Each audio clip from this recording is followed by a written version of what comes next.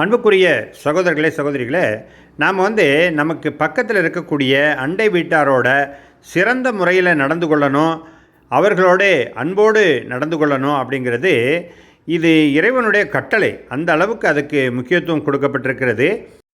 அவர்கள் உறவினராக இருந்தாலும் சரி, உறவினர் அல்லாதவராக இருந்தாலும் சரி தான், மற்ற அந்நியர்களாக இருந்தாலும் சரி தான். அதுபோல் பக்கத்தில் இருக்கக்கூடிய நண்பர்கள், அந்த பக்கத்தில் இருக்கக்கூடிய நண்பர்கள்னே யார்? ஒரு பயண தோழர்களாக இருக்கலாம், அல்லது நம்ம வாகனத்தில் பயணிக்கும்போது நம்மளை போலவே பக்கத்தில் இன்னொரு வாகனத்தில் பயணிக்கக்கூடியவர்களாக இருக்கலாம்.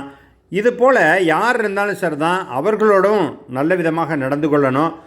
வழிப்போக்கர்கள், இன்னும் அதிகபட்சமாக போனால் நமக்கு கீழே அடிமையாக இருந்தவர்கள், அந்த காலத்தில் அடிமைகள் இருந்தாங்க, இப்போ நம்முடைய பணியாளர்கள், இவங்களோட கூட நல்ல விதமாக நயமாக நடந்து கொள்ளுங்கள் என்பது இறைவனுடைய கட்டளை.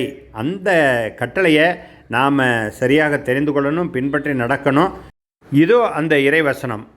மேலும் நீங்கள் அனைவரும் அல்லாஹ்வுக்கே அடிபணிந்து வாழுங்கள், அவனோடு எதனையும் இணையாக்காதீர்கள், தாய் தந்தையரிடம் நல்ல விதமாக அன்புடன் நடந்து கொள்ளுங்கள், மேலும் உறவினர்கள், அனாதைகள், வறியவர்கள் ஆகியோருடனும் நல்ல விதமாக நடந்து கொள்ளுங்கள்.